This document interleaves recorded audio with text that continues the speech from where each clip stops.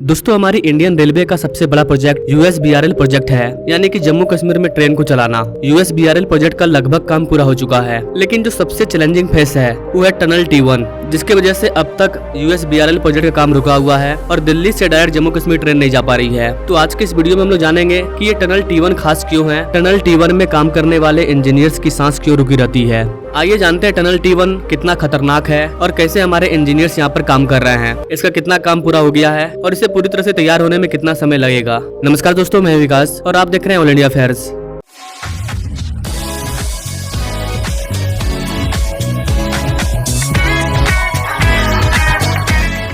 दोस्तों, जैसा कि मैंने आपको कई वीडियो में बताया है कि USBRL प्रोजेक्ट का टोटल लंबाई 272 किलोमीटर है, जिसमें से 209 किलोमीटर में ट्रेन पहले से चल रही थी, 63 किलोमीटर के हिस्से में काम चल रहा था। उसमें भी मैंने आपको लेटेस्ट वीडियो में बताया था कि इस 63 किलोमीटर के सेक्शन में 46 किलोमीटर और सेक्शन का काम पूरा हो चुका है और इसी साल आपको चिनाब ब्रिज के ऊपर रेलवे दौड़ती हुई नजर आ जाएगी। लेकिन जब आप चिनाब ब्रिज से आगे निकलेंगे तो आपको मिलेगा 17 किलोमीटर का हिस्सा और इसी हिस्से में आता है टनल T1। इसी सेक्शन में आपको अंजी खाद ब्रिज देखने को मिलेगा, जो कि हमारी इंडियन रेलवे का पहला केबल स्टे ब्रिज है। चिनाब ब्रिज और अंजी खाद ब्रिज ये दोनों पहले से ही तैयार हैं। ट्रैक भी बिछा दिया गया है, बस थोड़ा मोड़ा फिनिशिंग का काम चल रहा है। जम्मू कश्मीर का USBRL प्रोजेक्ट इतना देरी इसलिए हो रहा है क्योंकि यहाँ पर हमारे इंजीनियर्स को कई चीजों का सामना करना पड़ रहा है। जो नॉर्मल चीजें हैं, जैसे कि ठंड के मौसम में काफी ज्यादा यहाँ पर ठंड हो जाता है, मशीन काम करना बंद कर देती है, फिर इंसान तो इंसान है। इसके अलावा यहाँ पर टेररिज्म एक्टिविटीज भी होती रहती है, जियोलॉजिकल कई बड़े बड़े चैलेंज हैं। लेकिन इन सब के बाद भी एक और सबसे बड़ा चैलेंज है जिसको कि टनल T1 बोलते हैं।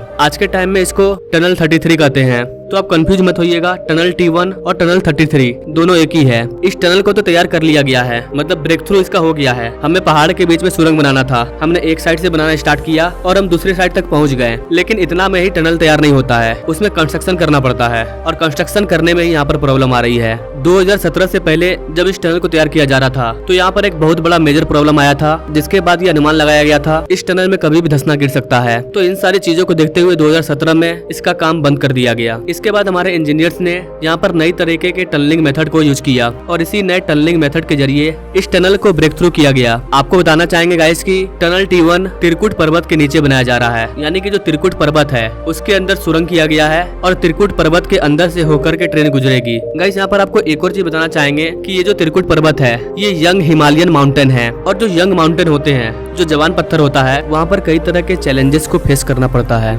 यहाँ पर टनलिंग के दौरान कई बार मलबा गिरा है और सुरंग में छेद होने के बाद यहाँ पर पानी की बारिश होने लगती है, सुरंग से पानी गिरने लगता है। ऐसे में सबसे बड़ा डर बना रहता है कि टनल में कहीं धंसना न गिर जाए, जिसमें कि कई लोगों की जानें जा सकती है। आप यहाँ पर वीडियो के माध्यम से देख पाएंगे कि इस टनल में किस तरह से पानी गिर रहा है। एक बार तो इस वाले टनल में 20,000 क्यूबिक मीटर का मलबा गिर चुका है, जिसमें कई बड़ी बड़ी गाड़ियां बह गई थी। लेकिन अच्छी बात ये थी कि उसमें किसी भी आदमी की जान नहीं गई थी। तो आप सोच सकते हैं कि ये वाला टनल कितना खतरनाक है। यहाँ पर हमारे इंजीनियर्स को जान को हथेली में लेकर के काम करना पड़ता है, कब धंसना गिर जाएगा कोई नहीं जानता है। अगर 0.1% भी ह्यूमन एरर हुआ तो सैकड़ों लोगों की जानें जा सकती है। यहाँ पर आप देख पाएंगे किस तरह से यहाँ पर लोहे के ब्रैकेट को लगाया गया है, उसके बाद भी ऊपर से पानी गिर रही है। टनल में ऊपर से मलबा ना गिरे, इसके लिए आयरन के मोटे मोटे रिप्स यानी कि गर्डर लगाए गए हैं ताकि ऊपर से मलबा ना गिरे। और चूंकि ऊपर से पानी गिर रहा है तो पानी अपने साथ धीरे धीरे मलबे को भी गिरा रहा है। एक महीने में मात्र 15 से 16 मीटर ही खुदाई हो पाती है। तो इस तरह से धीरे धीरे इस टनल को आगे बढ़ाया गया और अब इसका काम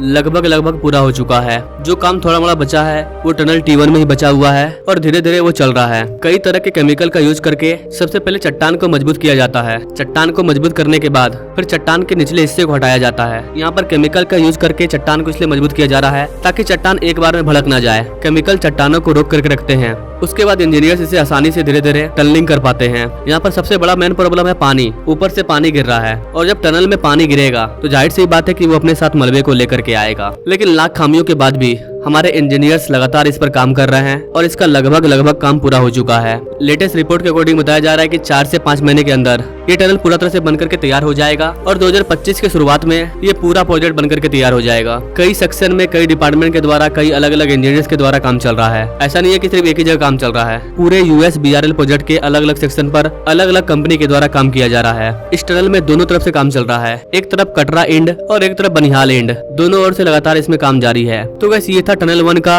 एक संक्षेप स्टोरी। आई होप कि आपको मोटा मोटी समझ में आ गया होगा कि टनल T1 क्यों इतना खास है और ये कितना चैलेंजिंग है। बाकी आप इस टनल T1 के बारे में क्या कहना चाहेंगे गाइस? क्या आप हमारे उन इंजीनियर्स को धन्यवाद देना चाहेंगे जो इसके अंदर दिन रात मेहनत कर रहे हैं अपने जान को जोखिम में डाल करके? अगर हाँ तो कमेंट में जय हिंद जरूर लिखिए और ऐसे ही लेटेस्ट अपडेट के बारे में जानने के लिए हमारे चैनल से जरूर जुड़िए। Now thanks for watching. मिलेंगे अगले वीडियो में एक नई जानकारी के साथ, तब तक के लिए जय हिंद।